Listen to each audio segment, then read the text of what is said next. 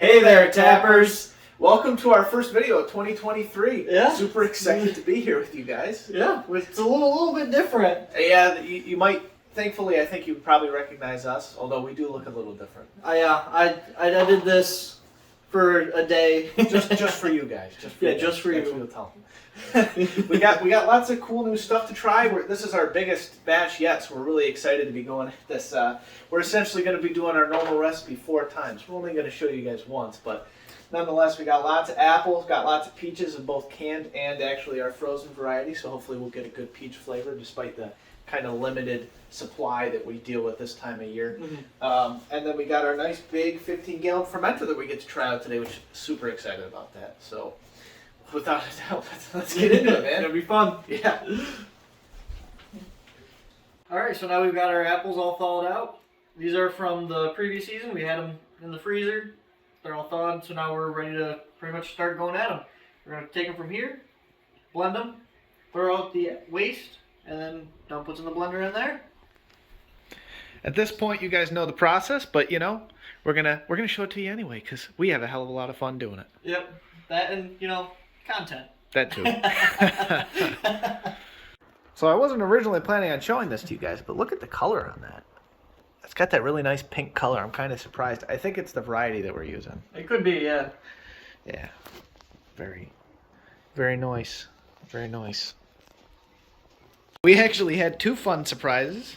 So for one, we learned that apples don't like Tyler very much, and they like to bleed all over his station over there. Yeah, so. like I'm swimming right now. This is the second time I've had to start picking them up, and Nick's got like yeah, there's a little bit of juice, but he's I'm soaked.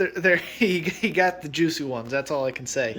But we actually figured out that the way that we've been doing it this time, we've been using a little bit less water in our stuff that we're going to be putting into the pasteurization. So I'm thinking that we're actually going to be able to get at least 10 gallons worth of our apples in there, which is good. Save a little bit of time for us rather than doing this whole process 3 times. We might be able to do it 2 times or maybe even just 1 time. So excited about that. Tune in and we'll hopefully have an update for you shortly. All right, so now we do the age-old process of pasteurization to make sure that we get any of the natural yeasts or any of those other natural bacteria killed so that we can put in our desired yeast and get the desired process. The big thing with that is consistency every time, but as you can see over here, we're just about full on our pulp, so we got about our 10 gallons worth-ish, and so we're going to have to do 1 other time. We were hoping that we'd be able to do it all, but we were yeah. Let's look at this bucket. Whoop. It's looking pretty brown. But yeah, I'm hoping that we're going to have a nice pink color in here as well. And I'm wondering if we're going to get some orange from the peaches as well, because the peaches tend to lend themselves to a nice orange hue in the cider. Yeah, I agree. I think the peaches are going to add a little bit of a nice color into it. Yeah, it takes about an hour to get to 165 degrees, especially with how deep this is. So we'll check back with you when we're at 10. What are we doing now, Tyler? We're adding in our sugars. That's right. We got some good high-quality shit right here. That we do. Actually pretty decently priced as well. Only the best for you guys, as you know. It's looking nice and steamy. Got it about to 164 degrees. And we just mix it all in.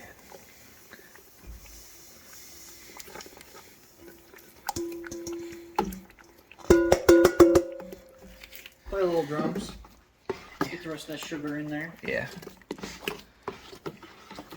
And there we go. Now we're ready to crash it, and then we'll be able to add our yeasty boys once we get another 5 gallons, which we won't show you. We'll show you once we get up to our full 15 and actually start to do fun stuff. Heck yeah. Alright, so here's our peaches. We don't have a lot because they're not in season, because, it's fall. Well, actually, it's still winter. Dang. Yeah. So, what we do have is jarred peaches. I mean, when regular ones are available, we'll just go with those. But these are our best second substitute. All things considered, as long as you get the peaches in the juice, it's pretty good. The flavors are similar. Nothing's going to beat a fresh peach. And I mean, honestly, these are probably about as fresh as the canned ones are. I mean, it is what it is. Would we prefer the fresh Pennsylvania peaches? Of course.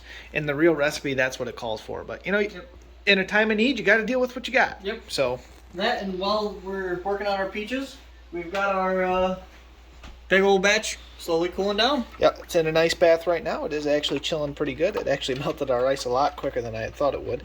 But it's doing what it needs to do. So we're happy. Once we add the peaches in, I think it's going to bring it down quite a bit as well. So It'll bring it down a plus. lot. Yeah. All right, so we've got the fermenter all loaded up. We've got 10 gallons in there at the moment. We have to redo everything we just did to get to another 5 gallons, and then we'll be all set. Yeah, you can see the scale on there. Yeah, the little gallon meter. Got to bring that up a little bit further. Then we're right as rain. Yeah, got some more apples and some more peaches, and yeah, doing good. Yeah. All right, so we have added all of our yeast nutrients, pectinase, and other good stuff like pH control. We've got the brewing bag currently in there, so it's holding most of the stuff kind of into a single mass, so it's not just floating around to make our lives easier later. We've got our cap already. The only thing we have left to add is our yeast, which is currently sitting over there, getting all nice and happy.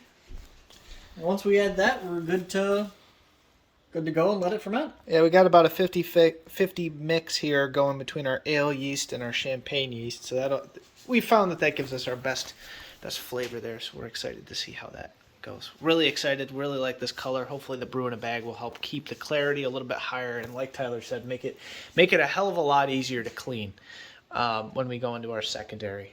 But other than that, very, very happy with our 15-gallon fermenter. Yeah, that's right. Little cameo from Veda, of course. Oh no, my toes! Sneaking over next to me. All right, guys. Hey, long time no see, by the way. We're finally done with our 15-gallon batch. We're not going to show you doing the 5 just because it's the same thing over again. But yeah, this one's anything more impressive. Yeah, honestly. And honestly, we did this in record time. Usually it takes us a hell of a lot longer to do a hell of a lot less. So yeah. Very impressed. It's almost like we're learning something as time goes on. Who would have thought? Yeah, but we got our nice 15-gallon boy here. She should be all ready to. I know it's a little confusing. Change genders, you know, it happens sometimes. It's looking like we're going to get about 7% ABV, which is where we were shooting, which means we're probably going to add water in our secondary, just to make sure that we're right in that range. We have a little bit of a special announcement for you guys that will give you some more details on it at a later date. But essentially, this is assuming it's good. This is a competition cider right here. So we're very excited to be entering it. Well, and again, we'll look forward to some more details on that. Yep. And in the meantime, good work today, Tyler. Yeah, good work. A lot of that was great. Hey, as always, thank you guys for watching, and stay tuned for more updates. Oh yeah.